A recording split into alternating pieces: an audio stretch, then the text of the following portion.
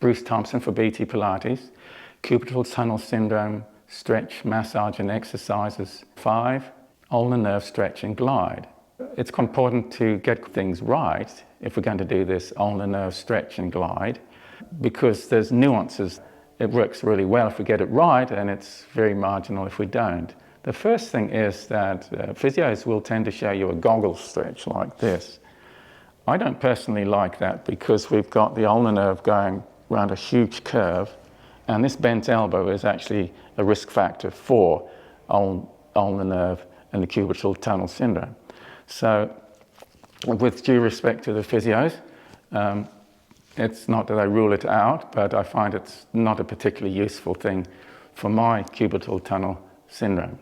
Also, I like to make sure that I've got good posture so that if there's an ulnar nerve pinch at the nerve roots in the neck, and I do have some of that from an old whiplash injury, at least I'm gapping the joints quite nicely so that there's a minimal swelling of joints and arthritis that's pushing on nerve roots and adding to the cubital tunnel syndrome.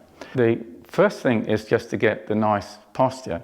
First off, we just roll the shoulders, because this tells us about the range of movement in the upper thoracic spine and the upper ribs. And from here, it's quite easy to have a little chest lift.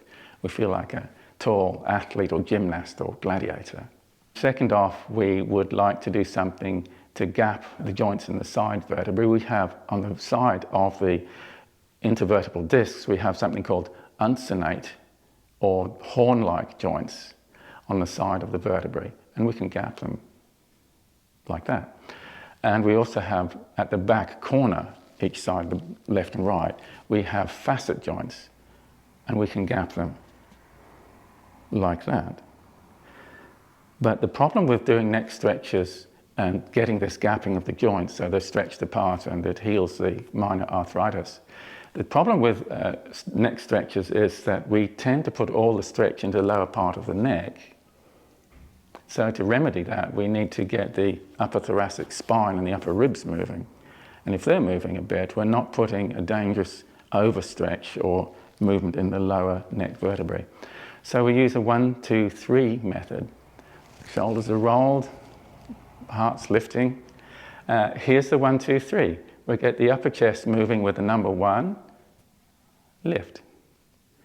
We get the neck organizing with a Adam's apple lift, number 2, and then chin up. And then we come on down. You'll feel possibly about 2 centimeters taller. And so just again, 1 with a lift, 2 with a lift, 3 with a lift, and come on down. We can do the same for the side, ribs lift. Now you'll note the shoulder lifted, but that's not the main point. That's irrelevant whether the shoulder lifts or falls. The point is the ribs lifted. The neck lifts. And if I just let the ear lift. And since we're gapping the side neck, we want to know that there's a slight bend in the upper thoracic spine here, as well as up into the head. So with that having been said, we just make sure we've got the nice posture. Tall kneeling is a great way to have good posture. And we just make sure we've got that little lift of the heart and maybe a little lift in the back of the neck. And we floss the nerve by swimming a fish. So this is swimming a fish. The fingers point to where we're going. And if we slow it down, it does look like a fish swimming. And we're just checking in that we know the chest lifting, the neck's lengthening upwards. As we're coming across the body, we've got a slight bend in the elbow, but it's not long, a slight bend. And we've got a 90% flex of the wrist. It's not fully flexed, it's just backed off a little. Because if we fully flex it, we're beginning to pressure the nerves and cause a carpal tunnel problem, so we just don't go into full flex. On the way back, lock the elbow, get the extension, round we go. There we go. We're nice and tall through this spine, it's rotating. Yes, and our eyes are going beyond where the fingers are pointing. So we've got a spinal rotation that's helping us to find ourselves being even taller and more relaxed. Yeah, so there we go. That's floss your fish. And we're using that for an ulnar nerve stretch just to help for cubital tunnel syndrome. The second is a floss your nerve stretch, where we're just making sure that we do the proper 1, 2, 3 of the neck. So ribs lift, side of neck, and ear lift. And that's gapped the side joints, the uncinate joints, and it's helped to just gap the facet joints as well. So, and that's going to help any neck arthritis, reduce swelling in the joints and any pressure on nerves. So this is the action here. We take the 2 fingers and we push them down. Keep the lengthening up of the neck on that side, just not like.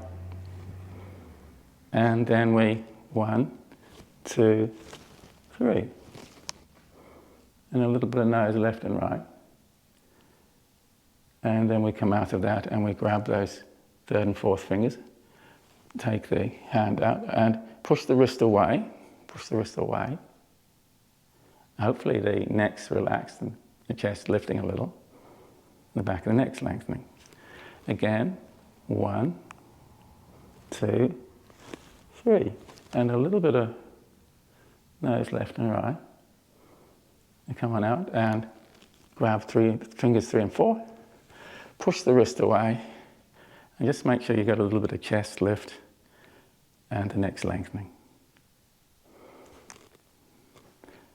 This is Bruce Thompson for BT Pilates. That was nerve floss and glide for cubital tunnel syndrome.